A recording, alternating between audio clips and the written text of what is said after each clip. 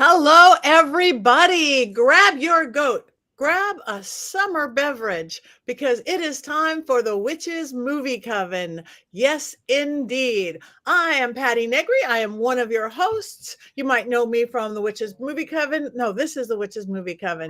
You probably know me from the Witches Movie Coven because you're here, or from the Witching Hour, or from Ghost Adventures, or from my school, University Magicus. I'm going to snip out early tonight because I've got a show, but I just wanted to say hi to everybody first. And Heather, who are you? I'm Heather. I'm Heather Greene. I am the author of Lights, Camera, Witchcraft, a critical history of witches in American film and television, the definitive guide to all things witches and witchcraft in our favorite movies and some of our not favorite movies, perhaps. I am a journalist. I cover the occult and all things witchy in mainstream media, as well as as well as a editor at Llewellyn Worldwide. It's summer. We don't have to speak good today. Good, not well. No. Well, good. Richard-Lael. I am Richard-Lael. Richard-Lael is one name, not two. If I were just Richard, I would be a. With that, I am so well known for a lot of things. Of course, like you, Ghost Adventures, and on. Oh goodness, I was on. University Magicus. I'm there all the time, and there was a resurfaced clip of a show I did nearly 20 years ago. That's trending now, so I'm a little bit of everywhere. Yay! And last and certainly not least for the day, Jason. I'm Courtney Buckley. Wait, I'm not Courtney Buckley. That's me. That's true. I should have said that's me. It's Courtney Buckley. We just miss Courtney so much. I'm Jason Mankey. I've written a lot of books. This is one. This is Rogady Bog, which is the horned god of the witches in Polish, which just is always cool. I don't do a lot of things. I just write and talk a lot and hang out with this coven. Courtney says, "How dare you impersonate me, Jason?" I can see the sunglasses are probably on right now. That's true. Like she's like, true. And we love you, Courtney. Courtney is not feeling well. She can't talk. So she is there hanging out in our chat room. Hopefully. Courtney is here. Courtney is actually a witch. She's the only real witch because according to this movie, witches don't appear on film. And so that I think that makes Courtney the only real witch. Because she's not on film right now. And the reason we were all dressed so summery and have summery drinks is because we have a movie today, and it is Summer of Fear. It's a 1978 Wes Craven movie starring the one and only Linda Blair. Oh yeah, that's spooky. When do you see the movie? That is spooky. So I don't know. If in case you didn't see it, hopefully you guys all watched it because we tell you in advance. Richard-Lael, do you have an unbiased synopsis of this lovely film? I do have an unbiased synopsis. So here's the deal. Linda Blair is hands down the scream queen of Halloween. And she is a brilliant actress in everything that she does. And I'm not going to say much more about that on here. It also has a notable voice, more so than it has the name, although the name is pretty popular too, but the voice is really iconic. And if I were to do it, you would say, "No, I hate you, I hate you, I hate you." It also has Fran Drescher. So with that, the storyline is about this little girl, Linda Blair, whose aunt and uncle has passed away, and their daughter has survived the car accident and comes to live with her parents.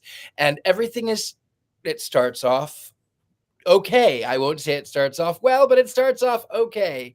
And then everyone starts saying, well, oh, we really like this girl, but her accent is really strange. She doesn't live in the Appalachians very much, and she spends all of her summers in the East. Why does she have this Southern drawl? Why is she so different? And she moves in, and everyone loves her until the point where she starts trying to be Linda Blair. And honestly, who wouldn't want to be Linda Blair, right? Who would not? The strange thing is that then she starts dressing better than Linda Blair. And this boyfriend that Linda Blair's character has had for many years, they were neighbors, they grew up together, has now gone to the dance as a request of Linda Blair's character with her alleged cousin. And then they fall madly in love, and they pay no attention to anybody else. So Linda Blair is really rightfully upset, but it's revealed that she thinks that there might be a witch. There's a professor who is a neighbor who specializes in Appalachian folk magic. And one of the ways that you can tell that someone is a witch is, as I mentioned, a witch cannot be seen on film. The mother is a photographer and is convinced by Linda Blair, don't put me in the pictures. Take a picture of our cousin. Take a picture of the cousin. It is revealed, however, that this cousin is trying to seduce Mrs. Robinson. I mean, is trying to seduce the father. And she almost succeeds, because even the wife says, don't you find it strange that you are focusing so much energy onto this child, who is strangely not a child, but is supposed to be a child? And then vision happens of a car accident. The mother ends up by going up to Malibu Canyon, and the car won't stop. There's a chase scene. The witch comes through. However, this witch, the boyfriend, are back together. I mean, the Linda Blair and the boyfriend are back together. The witch is chasing in the car. Mother is coming the other way. Somehow they end up by getting out of the car. The witch ends up by going over the edge of the cliff. And then I think that everything is okay. Everything is copacetic. Everything is fine until the moment where the next scene, the final scene, it shows the witch showing up for her first day on the job as the governess. Now, by the way, I forgot to tell you, she also murdered the entire family. She unalived the entire family. She was an imposter. She is an Appalachian witch. She was hired on as some sort of maid, and then decided she would unalive the entire family and then take over. And for whatever reason, she just likes to take over people's families, and there's no money involved. It's just, she just takes over their families. That's it. She's just looking for a place to live. Right? I mean, I got to tell you though, there is no relationship stronger than a Capricorn who's looking for a place to live. So maybe I get that. Thank you. Now we understand the movie completely. I don't. More or less. Heather, is this something that's in your book, perchance? It is. It does show up in my book, in the chapter on that is covering the 70s. Of course, this is released in 1978. It was a made-for-TV movie, and I'm going to give you 5 things that are important for you to know about it. First, Wes Craven. We must talk about Wes Craven. Number 2, 1970s horror themes, because this really encapsulates some of those. So I'm going to bring those out. The teen legacy and why that's important. The author of the original book, which was Lois Duncan. I'm going to mention that. And then 5, a couple of the characters. Some have been mentioned already. So let me start with Wes Craven. I have got a biography. What a fascinating man. This is, when you think of horror movies, American horror movies, probably one of the first people you think about is Wes Craven. When you think about Wes Craven, you probably first think Freddy Krueger. Maybe some people Scream. Wes Craven is an amazing figure in movie making and in horror, in recent horror. And some interesting things about him. I found it fascinating diving a little bit into his history. He was a master's of philosophy, had no interest in film whatsoever. He was a teacher who couldn't get a job. He did a few films, originally admitted to doing some pornography films, including working on Deep Throat, 1972. But he still was a teacher. And he pretty much got into film first by just taking a non-paid job in post-production, doing editing, and he learned from no other than the folk singer Harry Chapin. He was not a folk singer at the time.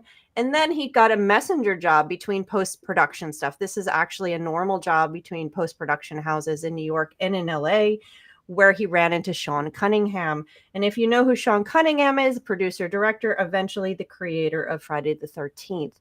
So that person gave him the opportunity to do a low budget film, which was his first one, The Last House on the Left. And then he wrote it, directed it, and edited it. And then he did a few more. We had The Hills Have Eyes in 77, Firewalk Woman in 1975. Of course, that led to this one. It gave him the opportunity to do this film, which is a made-for-TV movie.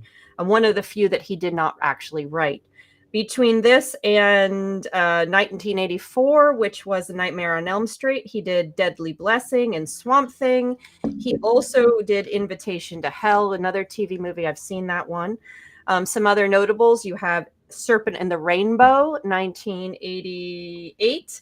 And of course, the Scream movies starting in 1996. And in fact, Scream 4 was his last film in 2011. He died in 2015. So I find him fascinating. I love the stories behind these directors and how they came about. And he said he didn't care about going into horror. He didn't care. He didn't try to do this. It just happened. And he said horror eventually was very therapeutic for him.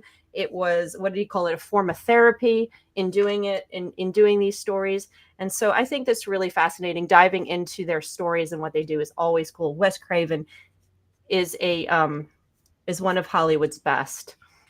So the themes here, we have a 1970s horror themes. This is during the during the popularity of witch films of the 70s, of course. So you have this theme of this nice, perfect world that gets infiltrated, where this sinister, satanic, witchcraft type stuff is existing. That's very common in the 70s. But what's more interesting, and it also has some of the most classic things, which Courtney unfortunately is not here to make faces at. You have mentions of Boston, you have mentions of Sarah. These are all little cues that Hollywood loves to use that sort of pull from the Salem-esque stuff that just color these witchcraft films. You find this throughout Hollywood films, whether they are about Salem or not. They love to use that. And I talk about that in the book. You also have the classic smart professor type librarian guy who the main character always goes to get information on the occult. And so you've got a lot of canned stuff in this movie. But what makes this different is that this movie kind of is a little bit structured more like a satanic film, where the evil comes in to the house rather than it existing and the good guys find it. So it's a little bit of a different notion, which is a precursor to what we see about 10 years later. But where this fits in, number 3, is its teen legacy. So early part of the 70s, you have Coven films, right? You have Roman Polanski's Rosemary's Baby, for example. Most of the films dealt with covens. This later part of the 70s, you have teen witches, the evil teen witch. And this was because of the success of Carrie. Carrie was a couple years earlier in 76. And that spawned a number of made-for-TV films. And I love saying the names of these because some of them are fun. You have The Spell, Satan's Cheerleaders. I love the name of that one. That's The a classic. Initiation of Sarah. And you have Midnight Offerings, and even Starchy and Hutch had an episode called Satan's Witches. So you have a lot of these more teen individual, the pairing of the teen adolescents, female adolescents with witchcraft. And that's what you're finding here. And that's what this is part of. Midnight Offerings, of course, was one we've already seen. I've seen all of those, and they're really fun to watch back to back to back to back. And some of them were actually remade in the 2000s, but we can get to that another time. So that is what's happening here. So number 4, Lois Duncan. Who is that? She is the author of the original book, Summer of Fear. Strangers in the House is the other name of this movie. And that was, let's see, she wrote it in 73. The movie then, no, I'm sorry. She wrote it in the early 70s. I can't remember. Early 70s, I think 73, 72. Anyway, And then it was made into this movie. She is also the author of another book that was made into a movie, I Know What You Did Last Summer, excuse me, that was written in 73 and made in 97. Many of you have seen that. And she is also the author of the book Gallows Hill, which was made in 1998 into the movie I've Been Waiting for You, which we just reviewed a few weeks ago. She also, interestingly, had a few other movies done. One of them non-witchy is Hotel for Dogs. I have not seen The Hotel for Dogs, but many of you might have seen that film because I remember hearing about it. It was made in the movie 2009. She has got a lot of books in the horror genre, and some of them we know. So we have a lot of connections here to things that we do.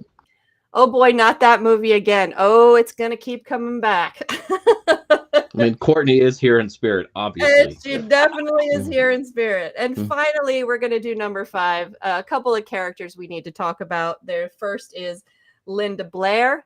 Linda Blair, of course, was in The Exorcist. That's her most well-known movie. And in 2, she was also in an episode of Supernatural in 2006, which I do remember her in, which is funny. I loved that show. She was in a number of other shows, but I don't think she did anything huge after this, if you can call this huge. But that's what she's known for, Linda Blair and The Exorcist. And of course, already mentioned, Fran Drescher is here, a very young Fran Drescher who is unmistakable with her voice and probably most well-known now character that you might find in this movie. What's interesting I found, though, is, well, Carol Lawrence, who's the mom, she was a Broadway actress. So you had some stuff. Most of them I looked up were not. They did bit parts, TV roles, stuff like that. But what's interesting is Lee Purcell, who plays our witch, Sarah Brown, she was actually in Necromancy that we actually reviewed here. And I know Courtney is very excited that I've brought that movie up now. So this was one we did a few, boy, not that movie again. So Lee Purcell was in another witchy movie that we did watch. So those are some things that are interesting about this. It has a really, there's so much, again, like I said, good or bad, there's so much stuff I can talk about as a film historian and geek and a student of all this stuff. But I am going to stop there and let you guys take it away. What'd you think? Richard-Lael?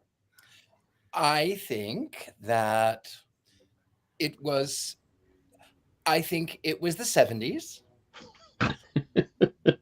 I think that there was a lot that was happening in the 70s. I think that the scenery was really intriguing because, of course, it was California, where I spent so many years of my life. What do I think about this film? I'm not going to tell you my reviews. I am going to tell you instead about the folk magic of this sort of changeling girl, this Appalachian magic. And I think that it was really well done in the sense that she didn't really have any motivation except we were looking for a place to live. There was no money exchange. There was no other reason, but she was looking for a place to live. And I can respect that. I understand her in that. I did like her sort of transformation from typical Southern country girl from the Appalachians into a girl from California in 1978. So I can definitely say there was some hair also. There was a lot of hair. For sure. It does play into it. She wants to get the hair that her cousin has, Linda Blair. So there's something into it. And I think somebody else should talk because otherwise I'm going to tell my opinion. All right. Jason, you popped up. You know, when I was watching it, when I found out that our witch is from the Ozarks, it made me wonder if any of that was actually inspired by this book, which originally came out in the 1930s, but then was re-released in the 1960s as a Dover thrift edition, making it super cheap. And people who talk about magic and witchcraft in the Ozarks still consult this book. It was written by a guy named Vance Randolph, who was not from the Ozarks, but he lived there, and he asked everybody about witchcraft. And there's a ton of magical stuff in there. And while I'm watching the movie, she has a tooth at one point. She does something with the hair of a horse in order to kill it. She puts spots on a picture of a person. That's all the kind of magic that is in this book and that people would have been doing. I mean, the magic was actually pretty well done in this film. Somebody did a little bit of homework, which really surprised me after the way the movie started. I am from the Ozarks originally, and I don't always tell people that I am, but I am from the Ozarks, and where my parents were not. My mother was from California, and my father grew up in the Ozarks, but both of my parents did Ozark folk magic. I mean, they didn't do any spells or hexes so much, but they would do blessings. I still remember when we moved, I was 5, and my parents moved to this house in the country. My father went out with red thread around the entire place, sea salt, and olive oil. And he said, well, the red thread, it's a promise. It's a connection of blood. It's a promise, and it binds us together. And the olive oil, it anoints us. It helps to bring in the spirit of holiness. And the sea salt, or the salt, it takes away negativity. It drives away the evilness. We are the salt of the earth, and we let the light shine. So it was absolutely folk magic. It was absolutely Ozark folk magic. And you are right, Jason. There, she did have a lot of actual folk magic. I'm going to jump in real quick here since we're talking about Ozark folk magic. Yes, and this was the late 70s. So modern witchcraft and folk magic practices had already infiltrated Hollywood. So we were all already starting to see this. So it's not surprising in that way. But I just was going to jump in is that Randolph. Yeah, he was one of the few, and I've currently worked with another, if you're interested in Ozark folk magic, I've worked with an author called Brandon Weston. He has 3 books right now out, and he is the real deal. He lives there. He practices the magic. He writes about them so that modern practitioners can do them. And he talks about the red thread and all of the things, and I'm sure that he would have have some comments on that. And I tend to, having worked on his books, tend to agree it was pretty legit. Good, thank you. All right, thank you. Okay, I will go next. I am a Southern California girl. I was here in 78. So that all worked for me completely. That world, my hair never got that big, no matter what I tried and tried, but I don't quite remember that. Jason, you could have done it, but I couldn't. I really didn't want to like it because it's like, oh, bad acting, cliche plot lines. I loved it. I loved it. I got involved in it. I cared about Linda Blair. I didn't like what that bad girl was doing, I'm like, I'm into this movie. I'm not going to watch it as a critic from the outside. Whenever I do that, that means I'm entertained. And to me, that's what a movie is about. I followed it. I followed whatever storyline there was. It all made sense. It billed like a story should to me. For whatever a TV movie, low budget 78 TV movie, I just, after the first 5 minutes of wanting to hate it, I gave in and just said I enjoyed the whole damn thing. Your Uber is coming. I heard that. I know my Uber is coming and it's on the way. The Uber is coming. The Uber is coming out of here. So, but yeah, I wasn't that girl, but just the ways of being and the boyfriends and the moms and all that thing, being a young girl at the time. I liked it. I really liked it. Summer of Fear. Cheers. I liked it too. I liked it. I really, really liked it. You like me. You really, really like me. Did you really like it? I actually did like it. I followed it. I thought it was intriguing. I wasn't lost at all. I did think, however, when she revealed the plan, when Linda Blair's character, Rachel, I think, when she gave the plan of, I'm going to find you out, that was when she everything sort of went downhill. Never tell someone that you're going to find them out. Never give them your plan. Yeah. Also, what was that? No, I agree. That I was screaming at her. I was screaming at the screen, and I don't do that. Right. Don't give someone your plan, especially when they're evil. By the way, Courtney says, I liked it too. Courtney liked it. She said that she's going to say something shocking, and in all caps, I liked it too. So Courtney liked it too. See, it was not such a bad thing. It was intriguing. It was interesting. But again, never tell the plans to someone that you want to sort of win over or whatever.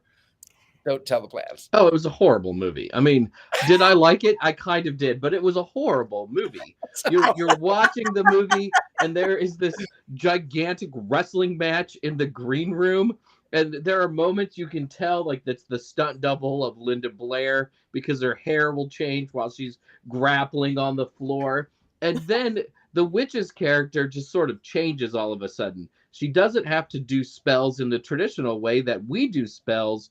All of a sudden, she can take over cars. She hulks out at one point and, like, beats a hole through the door and the wall, and then she blows the door off its hinges. It's like, why didn't you do this before? Like, why were you just messing with these people? And then there's the car chase at the end, and I'm watching that, and Julia, the bad witch, you know, she kind of starts tumbling down the hill. If you look closely, the car catches on fire before it hits the rocks. So it's just in the air, and it catches on fire, and then it gets smashed. Cars don't catch on fire that way anyways, but I'm guessing they only had one shot to ruin that car for this made-for-TV movie, and I thought it was hilarious. This is a negative times a negative somehow equals a positive movie, and I couldn't help but like it just because it was so cheesy and silly in so many ways. Oh, I agree completely. It's not a well-made movie. It's No. not going to win Academy Awards, but I did like it too. And I think the fact that a cheesy movie like this could actually be something people liked is probably the reason why Wes Craven continued making films.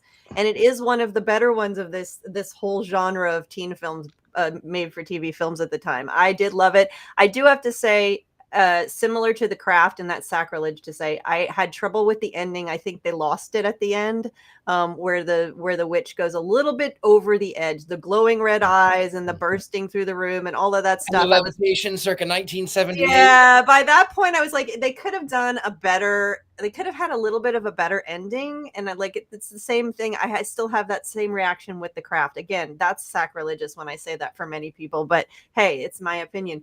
So I think I really enjoyed it. I was very surprised after watching all of the string of other post-Carrie films of like, yeah, this is very made for TV. You can see it. And then you get this Wes Craven film and he just added something extra to it. As cheesy as it was, there's just something about it that you just like. It barrels towards the end though. Like it's with 20 minutes to go. It's like, oh, we need to finish this movie. How can we finish this movie? While the first hour just sort of plods along, all of a sudden now we have to like express the film. And yeah, it is a little abrupt and a little too fast, I think, at the end. But I was curious, when did Linda Blair, when did she and her boyfriend get back together? Because he didn't want anything to do with her. And then all of a sudden he's in the car and away from the spell of the witch. And then he's like, well, I'm where are we going? And then the car just automatically starts driving by itself, and the witch can control the car, but can't control the car enough. I don't get that part. Technicalities, Richard-Lael. Technicalities. The witch can pop up the hood, press the gas pedal, but can't assume full control of the wheel, apparently. Right? There's just, maybe it's because it's a circle and the circle is sacred. She can't control the circle. I must say, except for the voice, I would not have known that was Fran Drescher. She was so young.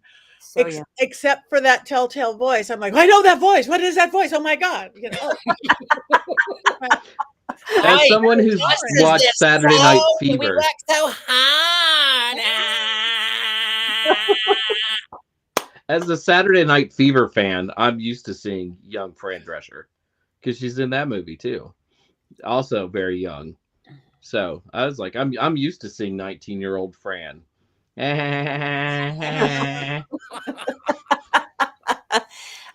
had one of the random things that I thought about is when she was making that pink dress, and she made that lovely pink dress for her thing, and then it was taken and all that stuff.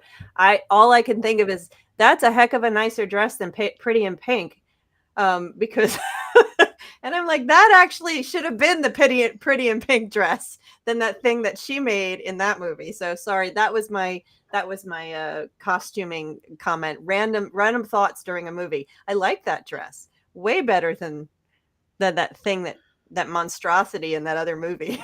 And it looked way better on the witch than it did Linda Blair. It certainly Oh, absolutely. She hadn't finished it yet. she was working on it. There's like an amnesia at the whole end of the movie though too, because not only does the boyfriend suddenly get back with Linda Blair, there's a point where like the dad is like trying to shag his niece the entire movie. And, and they're like feeding each other bonbons by the refrigerator, and the wife catches them, and then the dad pretends he's asleep, and the dad like assaults his kid because she's messing with the witch. And then at the end, it's like, oh, everything's fine. I just don't remember the last week. That's never worked for me with my wife. It was and you spell. tried it. Bad witch spell. That's all. Mm-hmm. Okay. Well, do we have anything else to say about this movie? I liked the horse. I didn't Sundance. die. I don't do animal movies. I know. I didn't want the horse to die either, but knowing that it was a movie, I don't think the horse is actually, I mean, the horse is probably dead now, but in 1978, the horse didn't actually die. I thought the horse was stunning. It reminded me of the horse that my parents had when I was a kid. Courtney says, yes, all the attempted shagging by all the characters was a lot. Yes. Linda Blair, how old was she supposed to be? She looked so young to me, like way younger than the cousin, who was supposed to be just a little older. And she acted like a older teenager, but I don't know. She looks like a baby. Well, you know why she looks like a baby? It's because with all of that hair, her face is like this big. Yeah, maybe that's it. It's a lot of hair. Okay. Mm-hmm. That was another thing about this film too, is like how old are these girls? How old are these young women, girls, or whatever? I mean, I guess it comes out later that Julia's in college, which makes you wonder why she would have to go live with her aunt and uncle.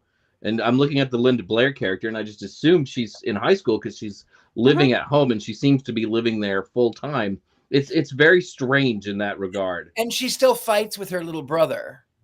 Yeah. So But she's young enough to fight with a child.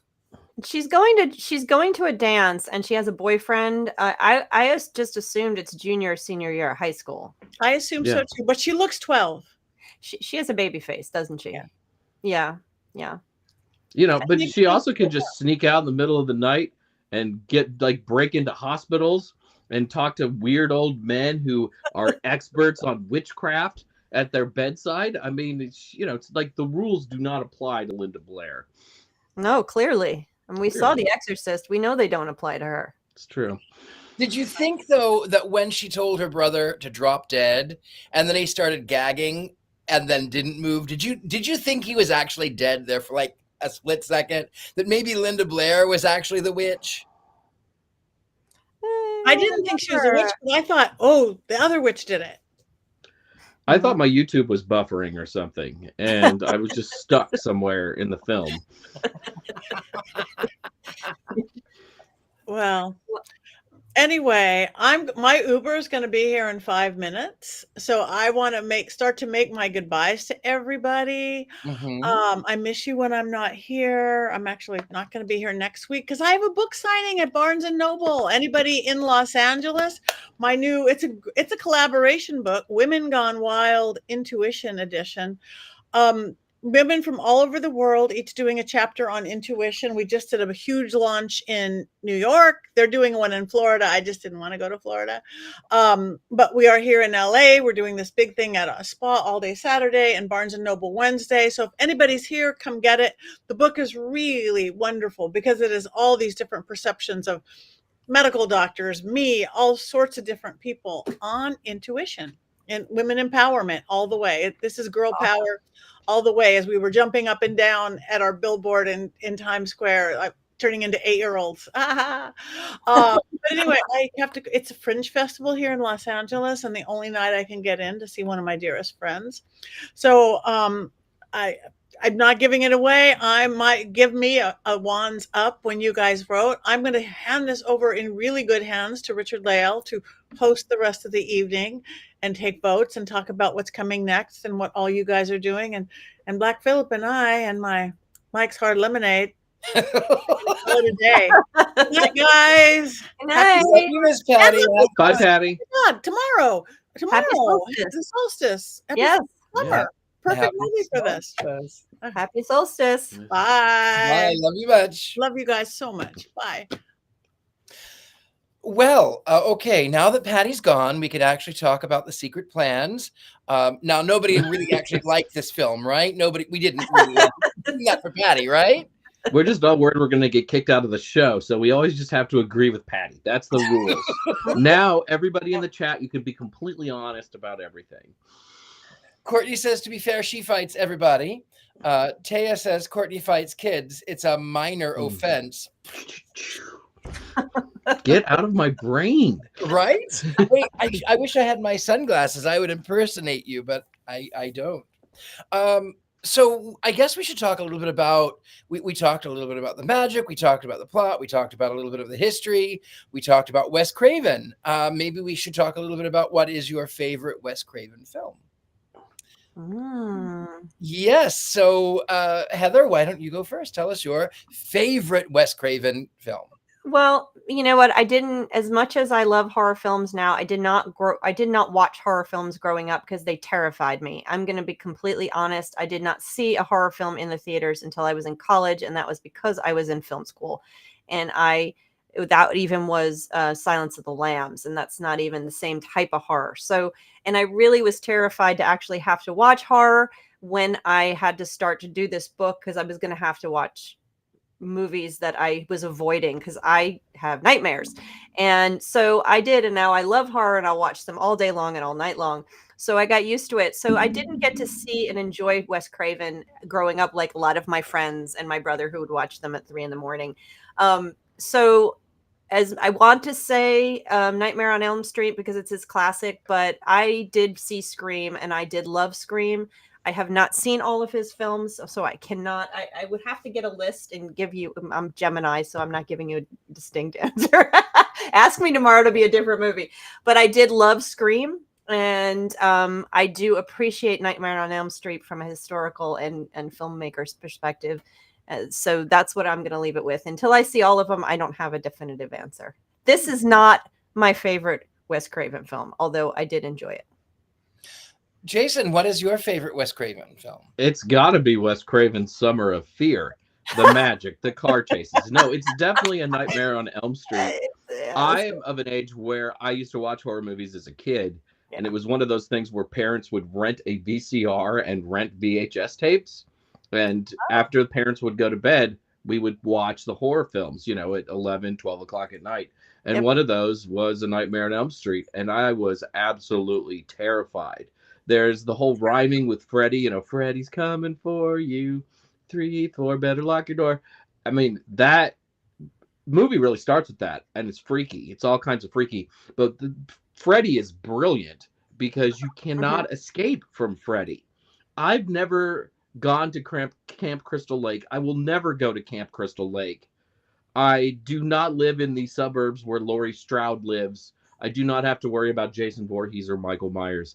Everybody goes to sleep, and Freddy Krueger can get you in your sleep. And it's just brilliant. And he also had the intelligence to cast Robert Englund as Freddy Krueger, who was not a famous actor by any means, but he's just so good at that role. And it's why they cannot reboot Friday, or Nightmare on Elm Street successfully because Robert Englund is Freddy Krueger, and no one else will ever be Freddy Krueger. So it's got to be Nightmare. It's got to be Nightmare.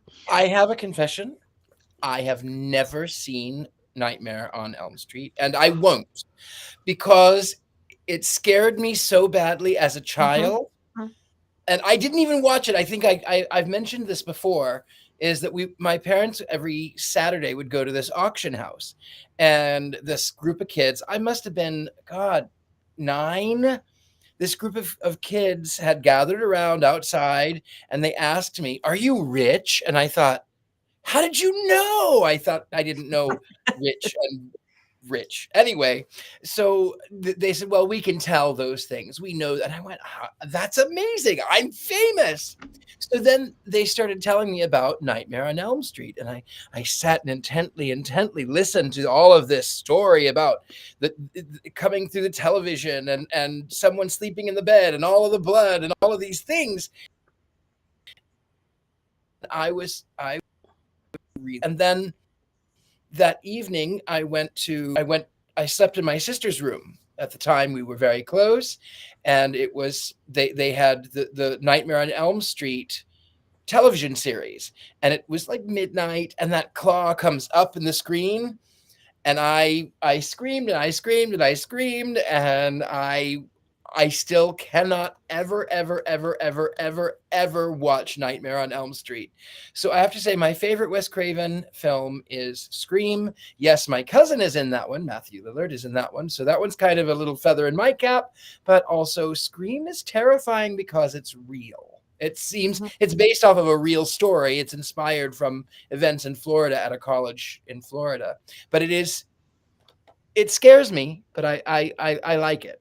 We are coming up on time. So, Miss Courtney, do you want to write in the comments? We will read your quotes. Do you have any quotes that you would like to tell us from this week's movie?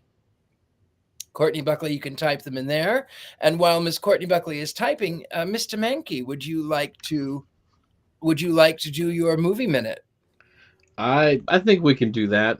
So, I'm always trying to change it up. So just imagine that it's 1978 and you're watching a promo on NBC. Tonight on NBC, it's a summer movie that's got it all. Do you like big hair? We have some of the biggest hair. You can hide a small dog in that hair. It's so big. And don't worry, the guys in this film have perfectly feathered hair. There's something for everybody.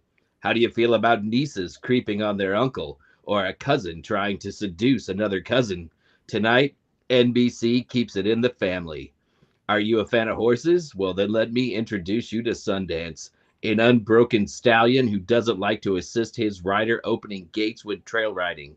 Because we are on the network with everything, we will put this horse down on TV and make your 8-year-old child cry, all in prime time. It's a movie that's so good it even has 2 names. Is it Summer of Fear or Stranger in Our House? Who knows? We don't. I'm reading this copy. I'm just not sure. I guess you can call it whatever you want. Just be sure to watch. And don't worry, Mom and Dad. Tonight's show has got a professor in it, so you know it's educational. And that professor knows a lot about witchcraft. He might even have a degree in it, if such a degree ever existed. Invite terror into your house when you meet Julia. She's mountain folk from the Ozarks, so you know she is mildly scary. For extra added fright, she even keeps a tooth in a jar. I know who will be sleeping with the lights on tonight. Probably you, the viewer, or at least that 8-year-old kid we scared half to death when we killed the horse. There are even car chases, montages, and Fran Drescher. Who doesn't love seeing Fran Drescher? At NBC, we don't screw around with our summer movies. We pack everything into them. It's 1978, and what else are you going to do? Play on the internet? That hasn't even been invented yet.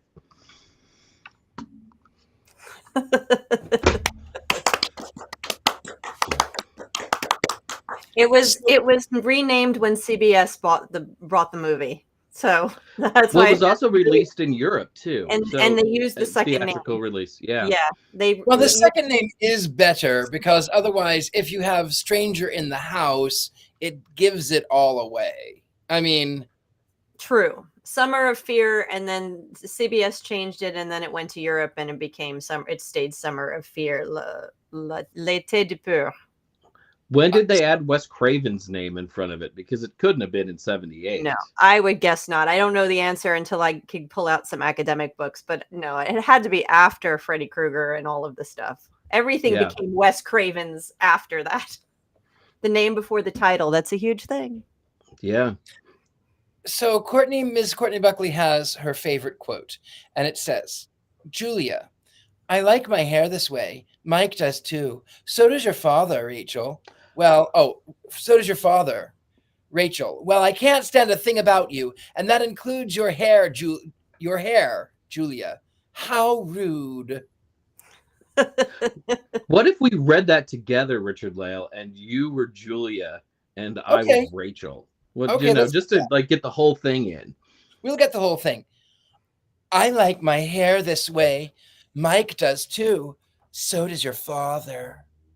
Well, I can't stand a thing about you, and that includes your hair. How rude. There you go. End scene. Let's see if there were any others. Yeah, Robert Hicks says, "I agree. Summer of Fear was the best title for it." Mm-hmm. The second it one. It is a better one, because if you have Summer of Fear, I mean, if you have a Stranger in the House, you automatically know there's something strange about her, and she's supposed to be your cousin. So no, it's much better. Courtney says that was better than the movie. We deserve an Oscar for that, I think. Any other quotes? Richard-Lael and Jason should do the whole movie. On a slow night, maybe we'll do selected scenes from this movie going forward. I mean, it is kind of slow. We're two cast members down. And when we're together, we will reenact the entire dark room fight scene. Me versus Richard-Lael, writhing around on the floor. Red eyes, Richard-Lael? I might have. I don't drink, but I might have some red eyes. Okay. Also, you'd have to be very careful. I am from the Ozarks, so it's that, I seem like I have teeth in a jar, and then instantly levitation. So, you have to be very careful about that. I did send everybody a quote because I think this movie is funny all the way through. Like the Linda Blair character at one point just says, "He's from the university. He knows a lot about witchcraft, and he's a friend of my parents." I just love that. "You're a friend of my parents. You're going down." She was a little whiny, wasn't she? She kind of had that teen. Yeah, I was rooting for the bad witch. I will admit it, almost all the way through the movie. I just found her more interesting. She was more interesting, I think. She was in the Ozarks. She was hired as a maid. She had been sort of educated only by folk magic, and she spoke with an Ozark drawl. And sometimes she didn't the entire way through. Wasn't consistent. It was not consistent, but she definitely was not someone who spends their summers in Boston. So, or wherever it was, I think it was Boston. But definitely not Massachusetts. But she was, I kind of felt badly for her, because I want to know, where are her parents? Where are her friends? Why has she decided that she just wants to go live into other people's realms and pretend to be some cousin? That's that lurking evil. That's the whole premise, is that witches aren't, in most cases, these witches are biological witches. They have things that they can do. They aren't learned witches. They don't have families. They're just scary. They're just this evil that lurks, and they appear for random reasons.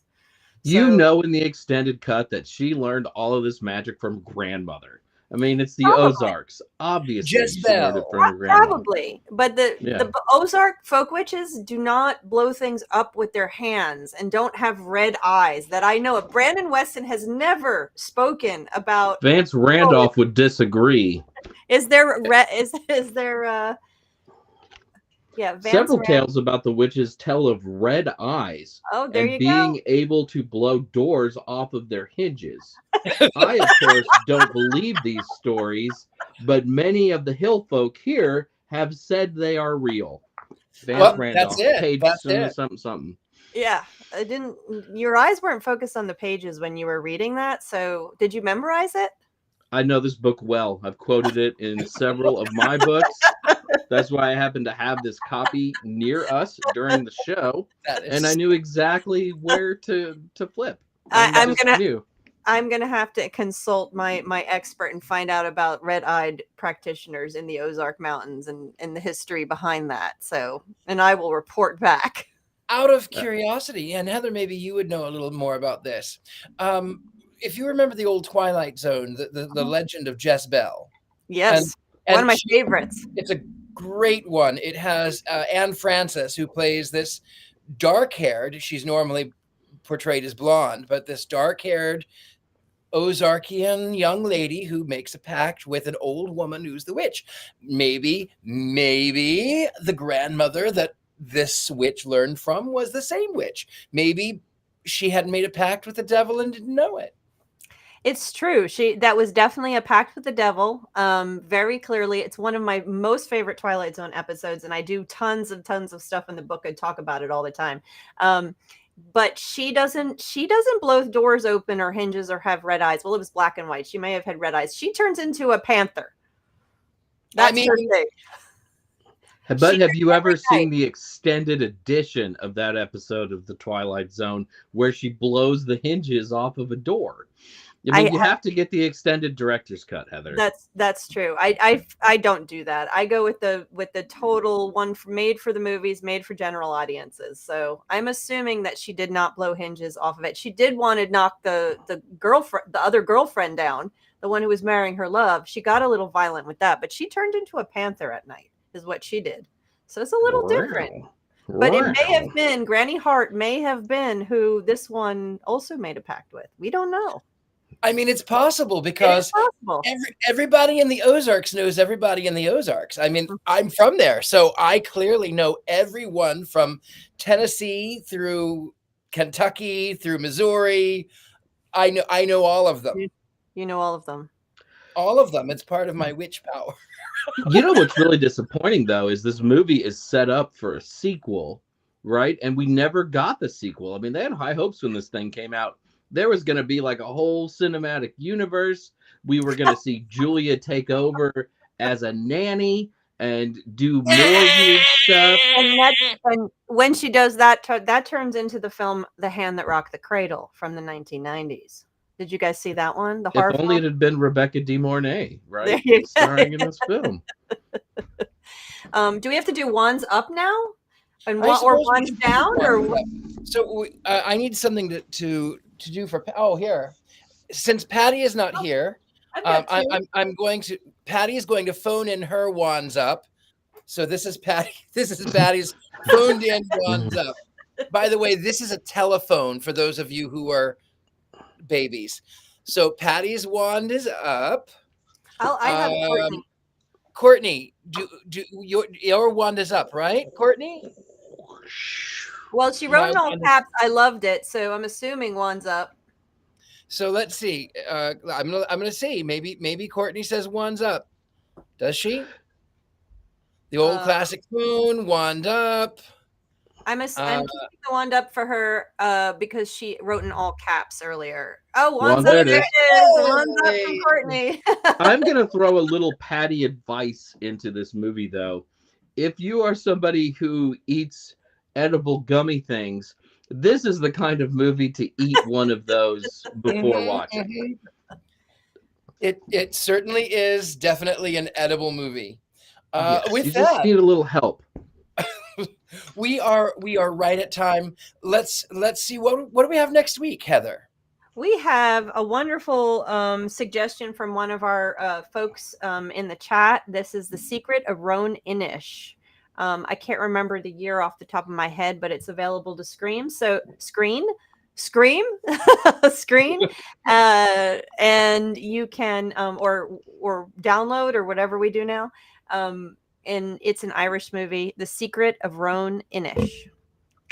Looking forward to it. And I hear it's on YouTube and Amazon Prime. Yeah. So we can get that anywhere. While we've got 5 minutes, how about Heather, you come back on screen and tell us where we can find you if you've got anything coming up. I am so excited. We are only a month out from Mystic South. That is a 3-day conference in Atlanta. I am on the board of that. So I am usually running around that with like a crazy person trying to keep things running, along with my other 5 members of the board. But I also am presenting. That's July 26th to the 28th in Atlanta. I'll be doing a workshop on puppets and haunted dolls, and I'll have some of my dollies with me. And I'm also doing a workshop on what exactly a witch is and what does that mean. And then in September, I will be in Charlotte at Charles Oz, which is a convention for the Wizard of Oz. And I am super excited. I'm going to get to see some really great speakers. And also I will be speaking about the Wicked Witch and Glinda in movies, in Hollywood movies. So I'm super excited.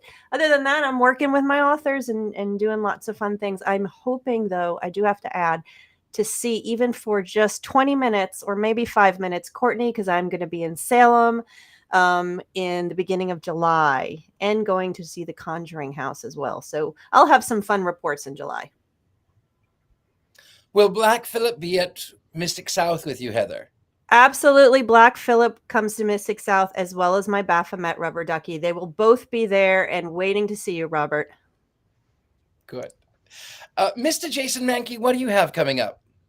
Nothing. I have no events this summer, and I'm super excited. I'm just going to watch soccer on TV, throughout July and drink little beverages in these beautiful cups that have little butts on them. These are the best. These are the best. And in September, my wife and I are celebrating 20 years of wedded bliss and going to Italy. So very you must excited. Have been married at the age of 1, correct? You are so kind. We do have like 3 minutes, so I'll tell you this quick story. We went to a winery once to a hotel. We were visiting wineries for my wife's 40th birthday. And we got to the hotel. We couldn't check in. They said, "Oh, we'll watch your bag. You go out and do what you want." So they talked to us. They met us. We go back to the hotel. They said, "Oh, Mr. and Mrs. Mankey, your bags are up in your room. Thanks for staying with us." And we walked in, and they put a little bottle of champagne there.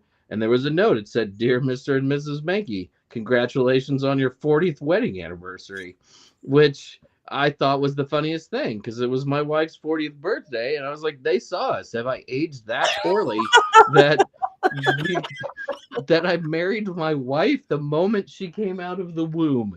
That is funny. Crazy. That's awesome. 40 years. So yeah. I am the Gentleman Psychic. There are a few fakes out there. I'll never contact you for a reading. You can find me on all of mine. Also, all of those viral clips that are going around of old shows that I've done. I'm easy to find. thegentlemanpsychic.com. With that, I will be reading cards and tarot here in New Orleans. You can find me. You can come in person either to my home, or you can meet me at the French Quarter at one of the better clubs down there. There is Potions Lounge and there is Apothecary. I'm there all the time, and that is about what I have. I don't have anything else going on. I don't want to end it exactly right yet. We have about another minute and a half before we actually have to laugh. So maybe I should tell a story. Once upon a time, I don't really have anything. I'm not Jason. I can't. Mystery Control. Oh, that is right. Mystery Control. There is Mystery Control. You can find all kinds of things. You can find Patty's Power Panties. You can find quotes. You can find things with Heather, things with Mr. Jason. There's a lot of things that we can find on Mystery Control. You can find that pillow, which is there, which is kind of fun. If you ever wanted to sleep with me and I did not sleep with you, now you can sleep with me right there at that link right there. Get that pillow. You can drool all over it. That's fine. Also, you can dress it up like Courtney normally does. I definitely needed some underwear. So with that, I think now there is only one more thing left to do, and that is to do what witches always do. That is to cackle. And here we go.